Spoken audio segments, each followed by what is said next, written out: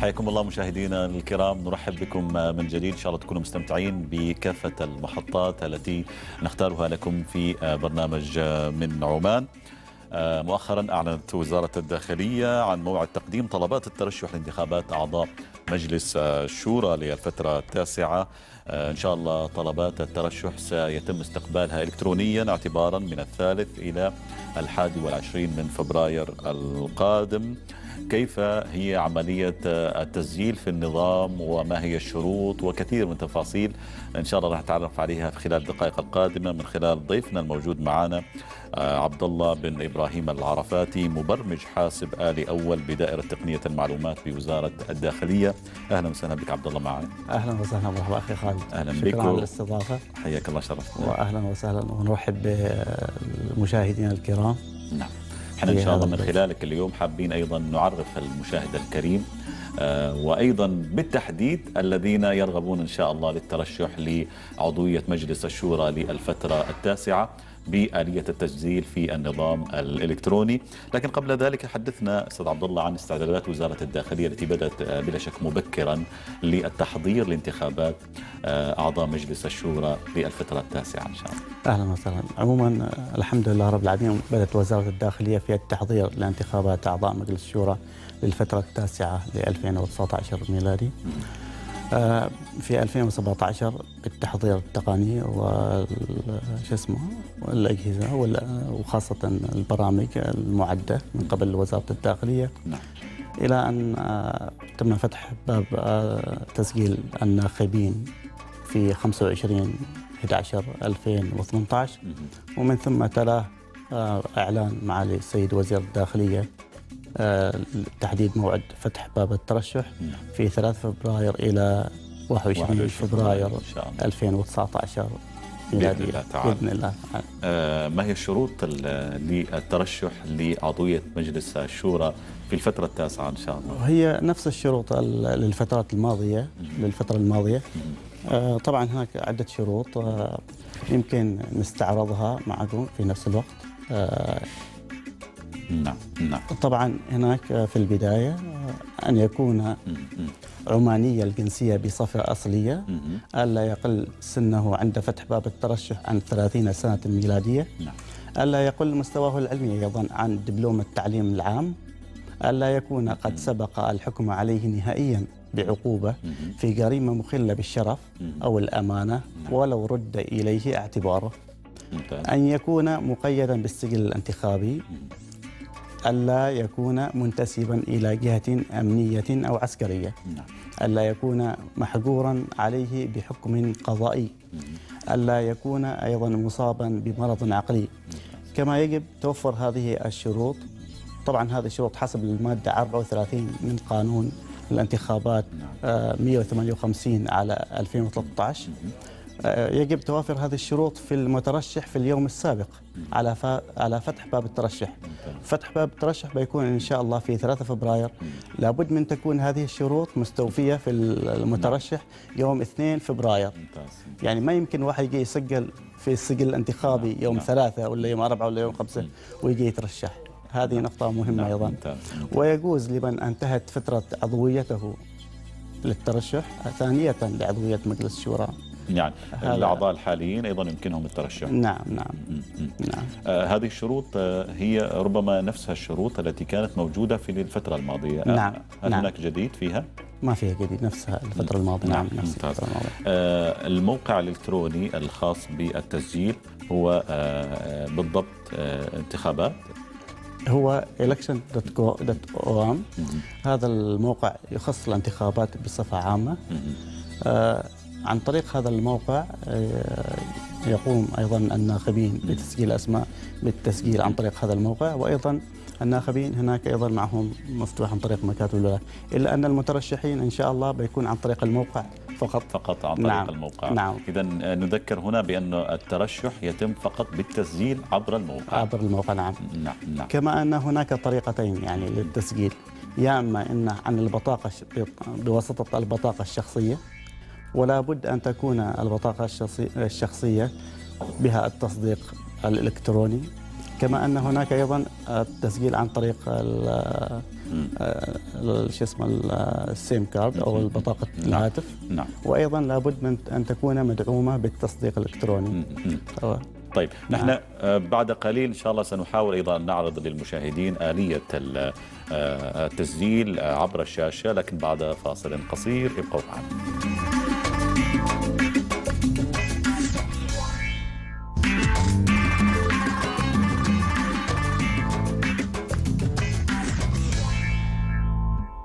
التأثير الحاصل لكل من الشحنة والجهد والسعة عند وضع المكثف في الماء.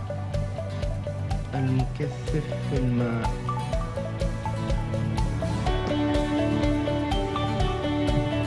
تم فصل التيار ولا ما تم فصل التيار؟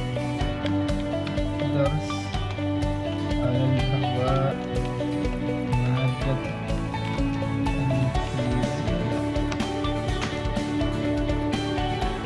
إلى مكثف. لو مكثف هنا عندي وضع، هذا مكثف موصل طبعا ببطارية، يعني هنا في ثابت لا يتغير. لماذا؟ لأنه هو هنا الحين موصل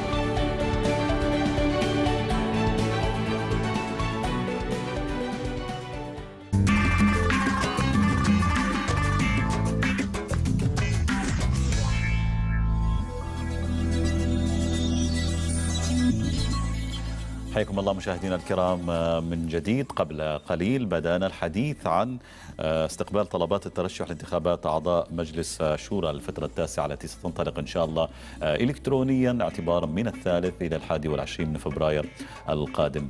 الآن مع ضيفنا إن شاء الله عبد الله العرفاتي، مبرمج حاسب آلي أول بدائرة تقنية المعلومات بوزارة الداخلية. نحاول ندخل إلى النظام الآن أستاذ عبد الله. نعم.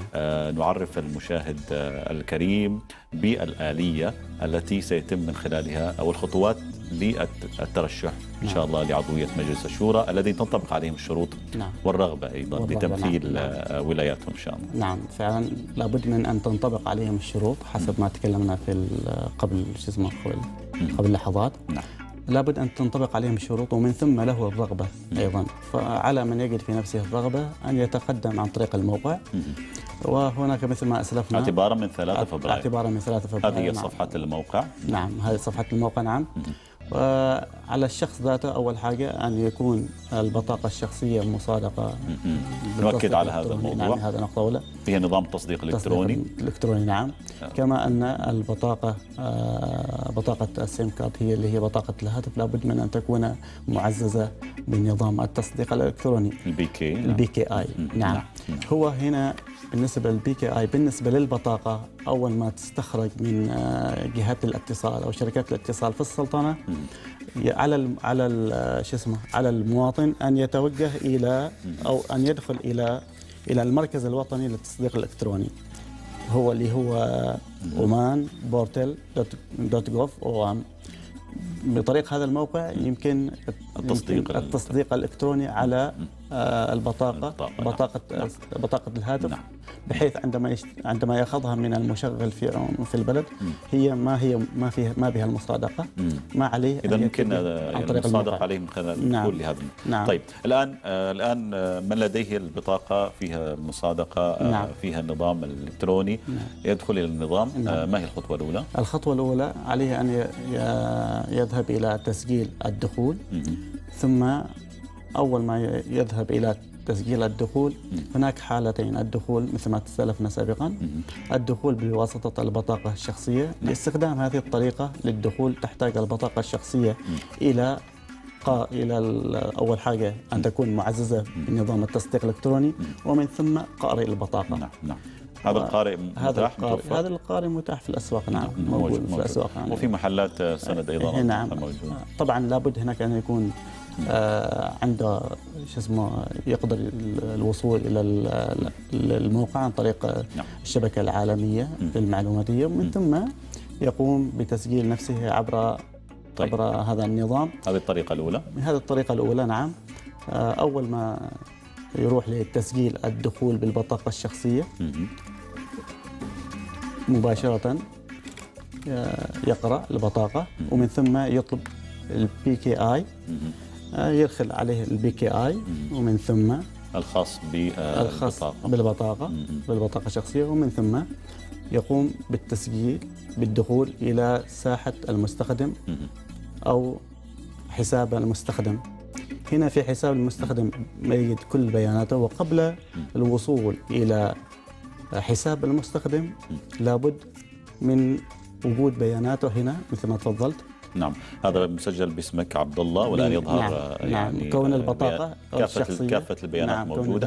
طبعا الرقم اللي أدخل عبد الله هذا متاح، وعند التسجيل في شرطة عمان السلطانية يقوم الشخص بالتسجيل. نعم. هذا الرقم السري. نعم، هذا الرقم السري. طيب، هذا كخطوة أولى أو بطريق البطاقة الشخصية. أما فيما بعد عن طريق شريحة الهاتف. نعم. عليه أن يدخل الرقم النقال. الآن أنت عبد الله ستدخل رقم نقال أحد الزملاء. لا، هو رقم نقال لازم يكون باسمي. نعم، رقم نقال باسمك عشان تصلك على تصل البيانات. نعم. ومن ثم متبوعا بتاريخ انتهاء البطاقة الشخصية.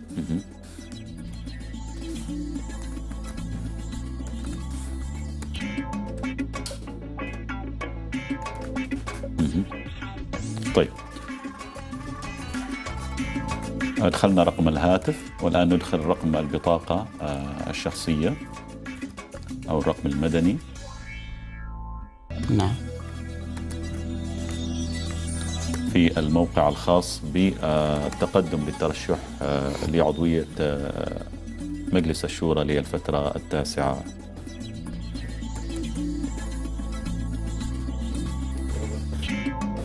النظام مفترض يرسل رسالة نصية أو نعم. ماذا؟ نعم، رسالة نصية. نعم، عند جزمة.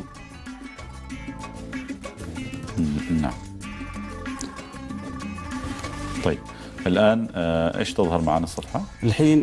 الحين لابد من يسوي رننج على أساس يظهر في التلفون، على أساس لنا يظهر يعني راح يرسل رقم، راح يظهر هل أنت ترغب بالدخول إلى التسجيل إلى الملف الانتخابي كمترشح، ومن ثم تدخل الرقم اللي هو البي كي آي، ويتم الاستجابة، ومن ثم كأنه توقيع من صاحب الطلب، تأكيد على نعم. ومن ثم يتم الوصول إلى حساب المستخدم. نعم. بالدخول في بياناته الشخصية. نعم. الآن انتهينا. إذا الحين دخلنا بواسطة البطاقة الشخصية وبطاقة الهاتف الشريحة. نعم. ما هي الخطوة القادمة؟ مباشرة يمكنك الآن التسجيل كمترشح لعضوية مجلس الشورى للفترة التاسعة. الرجاء التسجيل كمترشح. نروح تسجيل المترشح، ومن ثم مستندات مطلوبة ولا ايش؟ هذه الشروط. أول حاجة تتحقق شروط. تقرأ الشروط. النظام قرأ ألا تقل سنه عند فتح باب الترشح عن 30 سنة ميلادية. نحن هذه استعرضناها قبل، نتجاوزها. نعم. من ثم هو على كل شرط لابد من يؤكد لأنه مستوفي لهذه الشروط أو اطلع عليه، ومن ثم إقراره في النهاية بالاطلاع. ممتاز. إقرار، ومن ثم متابعة. طيب، عند المتابعة هناك الولاية، تحديد المحافظة والولاية. ممتاز. الولاية اللي يرغب في الترشح فيها. طبعا في مجلس الشورى للمواطن الحق أن يترشح في أي ولاية من ولايات السلطنة. يعني لا يشترط أن يكون مسجلا في السجل الانتخابي في هذه الولاية. نعم. ممتاز. فأنا مثلا أختار السيب، ومن ثم أعمل متابعة. لاحظ هنا البيانات الشخصية الموجودة، الاسم والمقر الانتخابي أنا في ولاية نخل، بينما تقدمت في ولاية السيب. طيب، فهنا في هذه البيانات يجب عليها إرفاق الصورة الشخصية. مطلوب صورة شخصية. والبطاقة الشخصية. الصورة الشخصية فيها اشتراطات على أساس أن لا تكون أقل من 430 في 555 بكسل. ومن ثم يسوي البرنامج يسوي البرنامج يسوي أجست عليها مباشرة. أول ما نحط الصورة نقول حسنا. نعم. ومن ثم نروح على البطاقة الشخصية، ومن ثم نقوم بإرفاق البطاقة الشخصية أيضا، ومن ثم استمرار. نعم. هنا اكتملت القسم الأول، ومن فيما بعد طيب. نتحرك إلى أو نروح إلى البيانات الاتصالات. هنا ايش مطلوب؟ هنا البيانات الاتصالات إذا تبغى تضيف رقم آخر، هاتف آخر تضيفه، هو الرقم الأساسي معك، ومن ثم عنوان البريد الإلكتروني. ممتاز. استمرار. اي ما هي الزامي ادخال رقم الهاتف الاخر، استمرار. طيب. ناتي الى المؤهل العلمي. المؤهل تحديداً. العلمي هنا، المؤهل العلمي هنا تختار المؤهل العلمي. اذا كان من داخل السلطنه فيكتفي يعني بلد بإفادة الحصول على التخرج. المؤهل. ايوه، بلد الحصول على المؤهل. اذا كان هناك في داخل السلطنه المؤهل فيكتفي بالافاده للتخرج. طيب. مثلا نقول التخصص علوم حاسب آلي. ترى بعدين بيرشحوك عبد الله، انت سجلت الان كمترشح ان شاء الله. علوم طيب.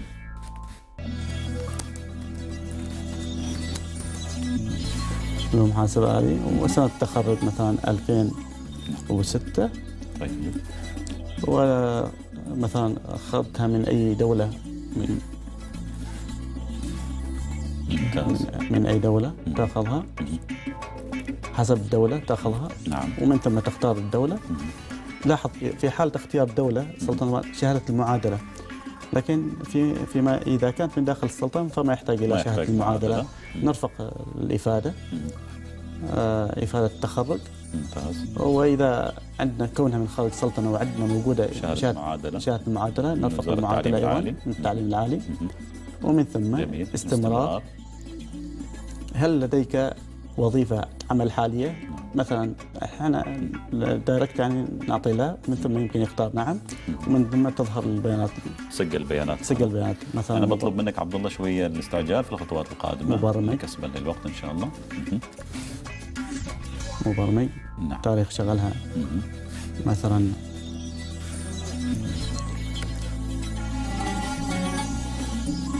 طبعا هذه البيانات لمعرفه ربما كثير من التفاصيل الخاصه بهذا المترشح. نعم.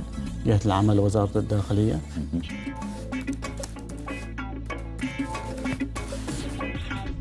وهذه المديرية العامة للتخطيط. وهذه الحقول اجباري. هي اللي عليها الإشارة الحمراء إجبارية. نعم. الحقول الثانية ممكن تخطيها. أيضا هنا عندما تكتب هنا في القائمة في المسمى، افرض أنا ولو بديت أكتب مبرمج، ألاحظ إذا كانت هي قائمة بس القائمة غير ظاهرة، فإذا كان المسمى موجود فهو ما عليه غير يختار المسمى. ممتاز. انزين. فأيضا مكان سلطنة عمان مثلا العمل، المحافظة مثلا مسقط، الولاية نعم. بوشر، شهادة إثبات العمل الحالي إلزامية تختارها، يحصل عليها من قبل مقر العمل. نعم، مقر العمل. استمرار. من ثم الاستمرار. ممتاز. هل لديك وظيفة عمل سابقة مثلا؟ إذا عندك بيانات تعملها، ومن ثم أيضا نفس الشيء حتى المسمى، في المسمى السابق إذا كان مثلا مثلا برمجة أو معلم موظف، لاحظ موظف موجودة يمكن اختارها من القائمة، وإذا ما كانت موجودة يمكن أكملها. تاريخ شغالها مثلا 1 نعم 1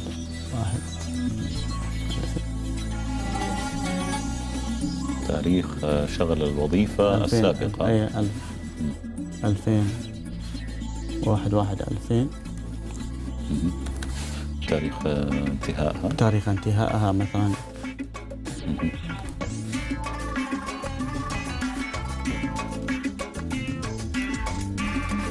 واجهة العمل.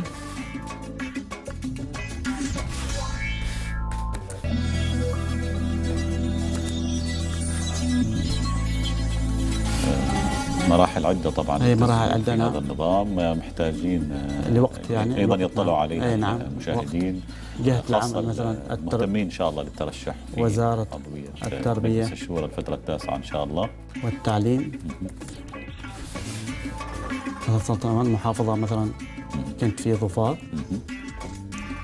الولاية في صلالة مثلا. طيب. والإرفاق والمرفق اللي هو ما يفيد ذلك. ذلك. استمرار. ومن ثم استمرار. هنا إذا في بطاقة تقاعد تعطي رقم البطاقة ولا بد من إرفاقها أيضا. طيب. من ثم استمرار. كم مرحلة باقيات أستاذ عبدو؟ مجموعة مراحل يمكن نعديها هذه. هل حضرت على الدورات مثلا؟ يمكن نختصر نقول لا توجد دورات. طيب. هل سبق أنا عملت في الجهات في الجمعيات المهنية التطوعية؟ يمكن تقول أيضا إذا عندك بيانات أيوة، وإذا عندك لا، وإذا ما عندك لا. هل سبق أنا عملت في خدمة المجتمع المحلي والعمل التطوعية أيضا؟